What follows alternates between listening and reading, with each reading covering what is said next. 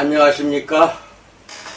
골방 라이브를 시작합니다. 오늘은 순종 5강 온전한 순종 생활로 들어감에 대해서 살펴보기로 합니다. 빌립보서 2장 8절에서 죽기까지 복종하셨으니 라고 말합니다. 이제까지는 순종 생활에 대해서 언급해 보았습니다. 이제 여기에서는 실제로 그런 생활로 들어가는 일에 대해 생각해 보고자 합니다. 여러분은 완전한 순종의 생활로 들어가는 과정을 말함에 있어서 이 본문, 즉 가장 완전한 순종을 의미하는 이 본문을 주제로 삼는 것은 잘못이라고 생각할 수도 있을 것입니다. 그러나 이것은 잘못이 아닙니다. 왜냐하면 경주에서 승리하려면 먼저 목표를 분명히 정하고 그것을 처음부터 잘 바라보아야 하기 때문입니다. 빌립보서 2장 8절은 그는 죽기까지 복종하셨으니 라고 말합니다. 우리에게 다른 그리스도는 없습니다. 그리고 하나님을 기쁘시게 할 만한 다른 순종도 없고 본받아야 할 다른 모본도 없으며 순종을 배울 다른 선생도 없습니다. 그리스도인들이 말할 수 없는 고민 가운데 처해 있는 것은 바로 이 말씀을 그들이 목표로 삼아야 할 참된 순종으로 즉시 받아들이지 않기 때문입니다. 가장 초보적인 그리스도인은 그가 기도를 시작하거나 서약을 하는 것 못지않게 이 죽기까지의 순종이 꼭 필요하다는 것을 이번 강의에서 배우게 될 것입니다. 주님이 죽기까지 순종하신 것은 곧 그의 아름다움이요 그의 영광입니다. 이런 순종에 참여한다는 것은 그가 우리에게 주신 가장 고귀한 축복입니다. 이런 순종을 갈망하고 실천하는 것은 초신자에게도 가능합니다. 다음에 나오는 고대 역사의 한 이야기를 들어보면 온전한 순종이 무엇을 의미하는지를 잘 알 수 있을 것입니다. 옛날에 많은 군사를 거느린 어느 거만한 왕이 비록 작으나 아주 용감했던 한 나라의 왕에게 항복할 것을 명령했다. 사신들이 그 작은 나라의 왕에게 이 소식을 전하자 그는 신하 중 한 사람을 불러내었다. 그리고 스스로 칼로 찌르도록 명령했다. 그랬더니 그 신하는 즉시 명령대로 실천했다. 두 번째 신하를 또 불러내었다. 그도 역시 즉시 명령대로 순종했다. 세 번째 신하를 불러내었을 때도 마찬가지로 죽기까지 순종했다. 왕은 그 사신들에게 말하기를 가서 너희 왕에게 고하기를 내게는 이런 군사가 3,000명이나 있으니 올 테면 오라고 하라 라고 말했다. 그 왕은 자기가 생명을 요구했을 때는 그들의 목숨까지도 아끼지 않고 바칠 수 있는 그 군사들을 기꺼이 믿을 수가 있었던 것이다. 라는 이야기가 있습니다. 하나님께서 원하시는 것은 바로 이런 순종입니다. 주님께서 아버지께 바친 것도 바로 이런 순종입니다. 그가 우리에게 가르쳐 주신 것도 바로 이런 순종입니다. 이런 순종을 우리가 배워야 할 것으로 삼아야 합니다. 우리는 그리스도를 주라고 부르면서도 그의 말씀대로 행치 않는 엄청난 실수를 면하기 위해 성도 생활을 시작하는 처음 순간부터 이런 순종을 우리의 목표로 삼아야 합니다. 신앙의 가장 최고의 목표는 순종이라는 것입니다. 조금이라도 불순종의 죄가 있다고 생각되는 모든 사람들로 하여금 우리가 이 말씀에서 깨닫는 것 같이 그들도 그 불순종에서 나와 생명으로 나아갈 수 있는 방법, 즉 온전한 순종의 생활로 들어가는 것에 귀를 기울이게 합시다. 첫 번째, 불순종을 고백함과 정결케 됨에 대해서 알아봅니다. 우리는 이것이 우선적인 단계가 되어야 한다는 것을 쉽게 알 수 있습니다. 하나님 백성들의 불순종에 대해 누구보다도 더 많이 언급하고 있는 선지자 예레미야의 글에서 하나님은 이렇게 말씀하셨습니다. 예레미야서 3장 12절로 14절에서 너는 가서 북을 향하여 이 말을 선포하여 이르라. 여호와께서 이르시되 배역한 이스라엘아 돌아오라. 나의 노한 얼굴을 너희에게로 향하지 아니하리라. 나는 긍휼이 있는 자라. 노를 한없이 품지 아니하느니라. 여호와의 말씀이니라. 너는 오직 내 죄를 자복하라. 이는 내 하나님 여호와를 배반하고 내 길로 달려 이방인들에게 나아가 모든 푸른 나무 아래로 가서 내 목소리를 듣지 아니하였음이라. 여호와의 말씀이니라. 여호와의 말씀이니라. 배역한 자식들아 돌아오라 라고 말합니다. 고백이 없는 회개에 용서가 있을 수 없듯이 회개한 후에도 더욱 깊은 고백과 확신이 없이는 압도하는 죄의 힘과 그로 말미암는 불순종으로부터의 구원이 있을 수 없습니다. 불순종에 대한 우리들의 개념이 막연히 일반적인 것이 되어서는 안 됩니다. 우리는 고백을 통해 특별히 불순종하고 있는 일들을 명백히 드러내야 하며 포기해야 하며 그리스도의 손에 내어 맡겨야 하고 또 그에 의해 정결케 되어야 합니다. 그때야 비로소 참된 순종의 문으로 들어갈 수 있는 희망이 있는 것입니다. 주님의 가르침에 비추어 우리의 삶을 살펴봅시다. 첫째, 주님은 율법에 호소하셨다. 주님이 오신 것은 율법을 파하려 하심이 아니라 이루시기 위함이었습니다. 그는 한 젊은 관원에게 마가복음 10장 19절에서 내가 계명을 안 하니 라고 말씀하셨습니다. 우리는 이 율법을 우리를 살필 수 있는 첫 시험 단계로 삼아야 합니다. 대수롭지 않은 죄일지라도 마치 죄악에 완전히 들어누워 버린 것처럼 심각하게 생각합시다. 나는 어떤 젊은 자매로부터 짤막한 편지를 받은 적이 있습니다. 그 내용은 그녀가 온전히 순종하기를 원한다는 것과 또 그녀가 내게 거짓말한 것을 고백해야 하겠다고 느꼈다는 것이었습니다. 그 거짓말이란 대수롭지 않은 사소한 것이었습니다. 그러나 그녀는 그렇게 고백함으로써 그 거짓말을 자신에게서 떨쳐버리는 데 도움이 될 것으로 바르게 판단했던 것입니다. 일반 사회에서나 학교에서 일어나고 있는 일들 중에 엄밀하게 분별해 보면 옳지 않은 일들이 많습니다. 성경에 기록된 10가지 계명, 10계명 외에 또 다른 계명이 있습니다. 그것은 인간이 너무나도 자주 불순종 후 구실을 갖다 붙이는 인간적인 계명인 것입니다. 이런 인간적인 것들은 완전히 끝이 나야 합니다. 우리가 온전히 순종하는 생활로 들어가려면 마땅히 이런 것들을 고백해야 하며 하나님의 능력으로서 영원히 멀리해야 합니다. 둘째, 주님은 사랑의 새 계명을 보여주셨다. 주님은 세상에 계시는 동안 가르쳐주신 신앙생활은 어떤 것인가요? 그것은 하나님처럼 자비로우며 그의 용서하심처럼 용서하며 원수를 사랑하며 우리를 미워하는 자들에게 선을 행하며 자기 희생과 선행의 삶을 사는 것이었습니다.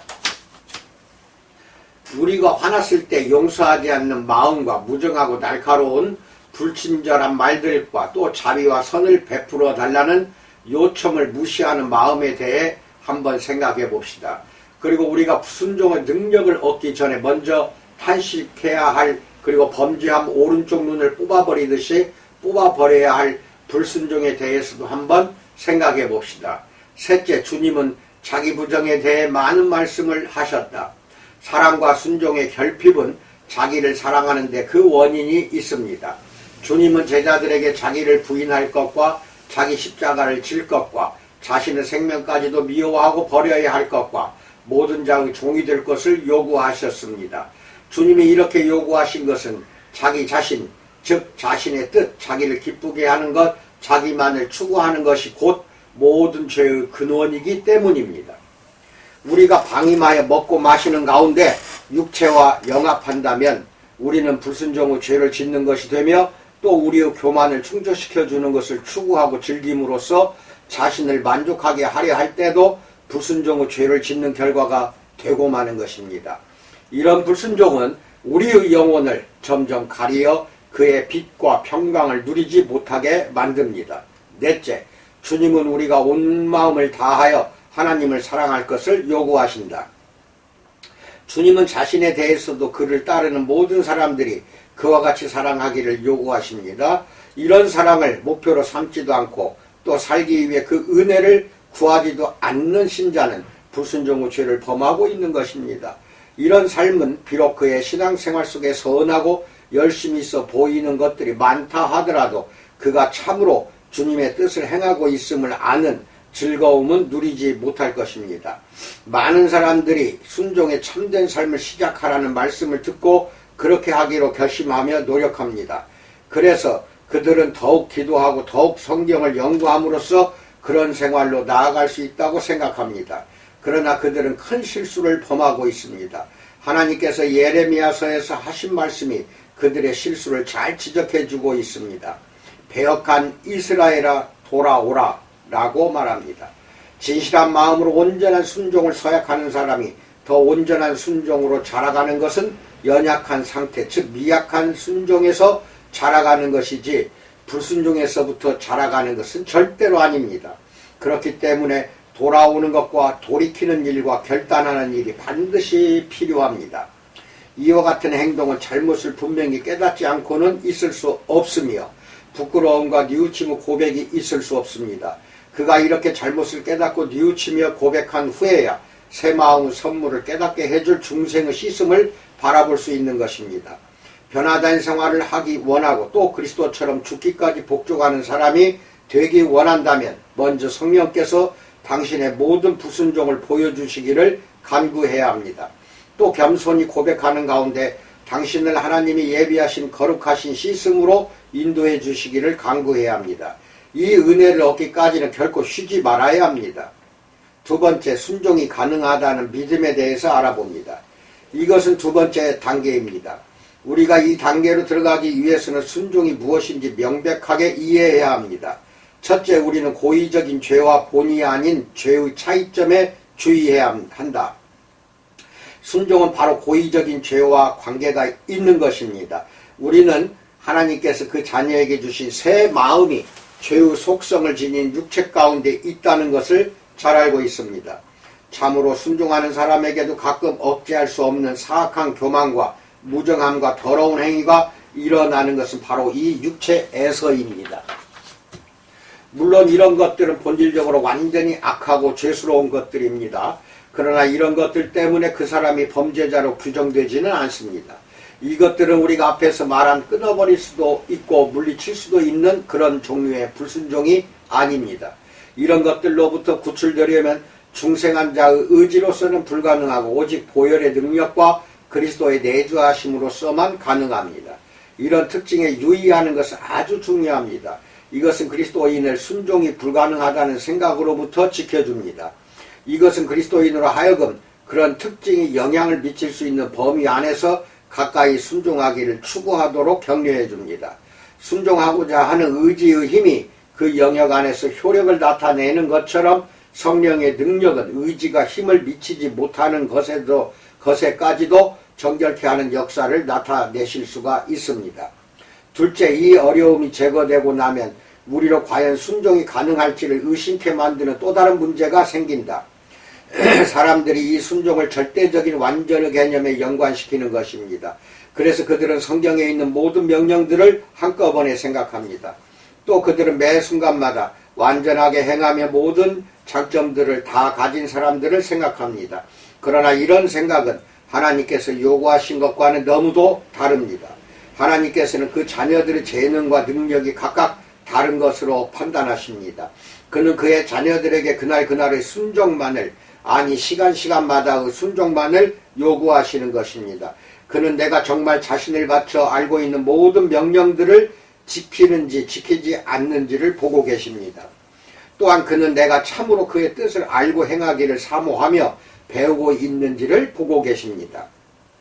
그의 자녀들이 단순한 믿음과 사랑 가운데서 이것을 행할 때에만 그 순종은 받으실 만한 것이 됩니다. 성령은 우리가 하나님을 기쁘시게 하고 있다는 즐거운 확신을 주십니다.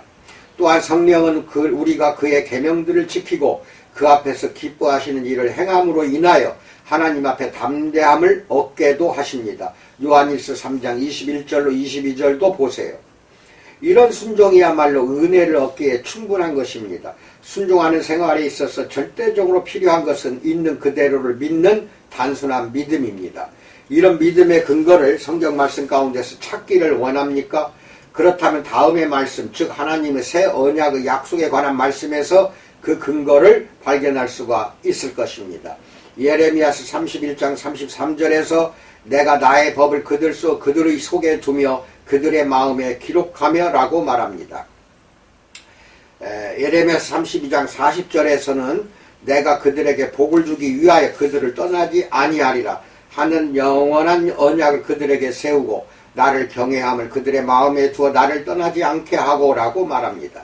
옛 언약의 가장 큰 결점은 그것이 명령하기만 했을 뿐 순종할 수 있는 힘은 주지 못했다는 것입니다. 그러나 새 언약은 순종할 수 있는 힘까지도 줍니다. 마음은 사랑 곧 생명을 의미합니다. 새로워진 마음은 하나님의 율법을 기뻐합니다. 즉 율법에 기꺼이 순종할 수가 있는 것입니다. 여러분은 이런 사실을 의심하고 있을 것입니다. 여러분의 경험이 이를 인정하지 않는 것입니다. 그러나 이상한 일이 아닙니다. 하나님의 약속은 믿음의 일입니다. 당신이 경험하지 못하는 것은 바로 믿지 않기 때문입니다. 글을 써도 보이지 않는 액체를 한번 생각해 봅시다. 종이 위에다 이 액체로 글을 썼을 때 그 비밀을 모르는 사람의 눈에는 글씨가 보이지 않습니다. 그러나 그 비밀을 말해주면 그는 믿음으로 알게 될 것입니다. 그래서 그 종이를 들어 햇볕에 비추어 보거나 그 위에 어떤 화학물질을 떨어뜨려 보면 글씨가 나타날 것입니다. 하나님의 율법이 우리의 마음속에 새겨지는 것도 이와 같습니다.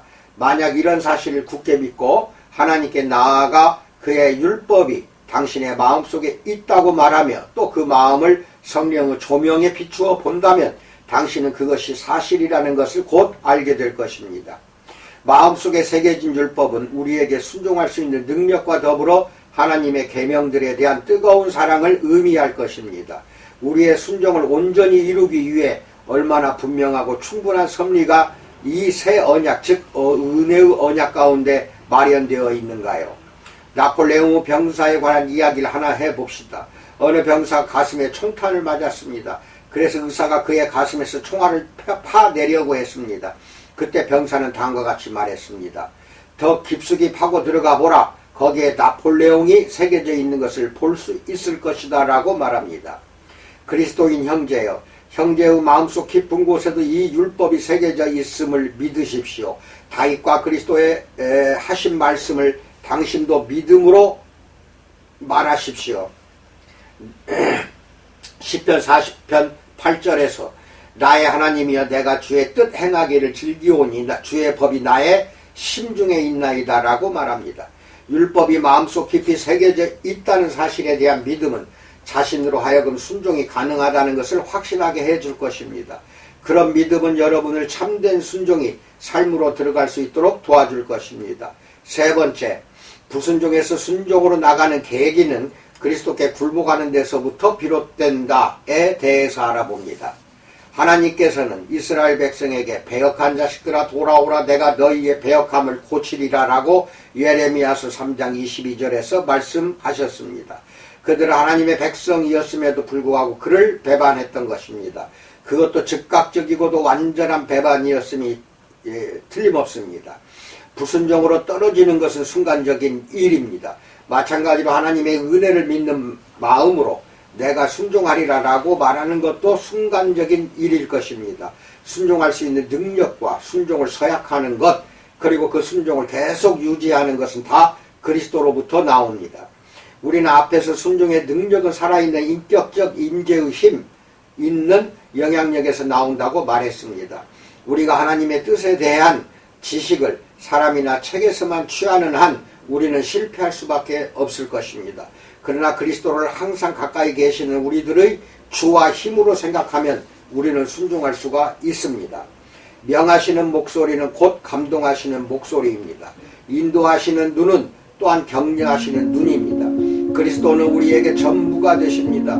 즉 명하시는 그리스도시요 가르치는 모본이시며 굳세게 하는 조력자가 되시는 것입니다. 불순종하는 생활에서 이제 주님께로 돌아갑시다. 믿고 굴복하는 가운데서 자신을 그분에게 맡깁시다. 굴복함으로써 그분으로 하여금 모든 것을 소유하시게 합시다. 그분께서 원하실 수 있는 만큼 그 자신과 그의 임재하심과 그의 뜻과 그의 행하심에 여러분 자신들의 삶을 완전히 드리도록 합시다.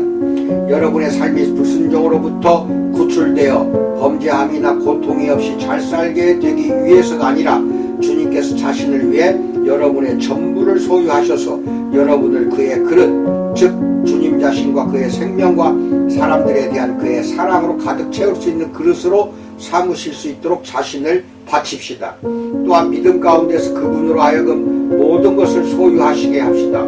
즉 새로운 믿음 가운데서 사람이 그리스도 안에 있는 새로운 일, 즉 계속 순종할 수 있는 능력을 알고 난 다음에는 그것을 소유하기 위해 위대한 구속 후 축복에 대한 새로운 믿음이 필요합니다. 그가 죽기까지 복종하셨으니라는 이 말씀을 사랑과 순종에 대한 하나의 동기로만 생각했던 믿음은 이제 다음과 같은 말씀까지도 받아들이게 됩니다. 빌립보서 2장 5절로 8절에서 너희 안에 이 마음을 품으라. 고 그리스도 예수의 마음이니 이는 근본 하나님의 본체시나 하나님과 동등됨을 취할 것으로 여기지 아니하시고 오히려 자기를 비워 종의 형체를 가지사 사람들과 같이 되셨고 사람의 모양으로 나타나서 자기를 낮추시고 죽기까지 복종하셨으니 곧 십자가의 죽으심이라 라고 말합니다. 이런 새 믿음은 그리스도께서 우리에게 자신의 마음과 성령을 불어넣어 주셨다는 사실을 믿으며 또 이 사실을 믿는 가운데 그리스도의 마음을 나타내며 살아갈 채비를 갖추게 합니다. 하나님께서 그리스도를 이 세상에 보내신 것은 우리의 마음과 생활 속의 순종을 다시 회복시키기 위함이셨으며 또한 생활 속의 순종을 다시 회복시키기 위함이셨으며 또한 순종하는 가운데 인간을 그 본래의 위치로 회복시키기 위함이셨습니다. 주님께서는 이 세상에 오셔서 죽기까지 순종하심으로써 참된 순종이 무엇인지를 보여주셨습니다. 이 순종은 그가 죽음을 통해서 획득하신 하나의 생명입니다.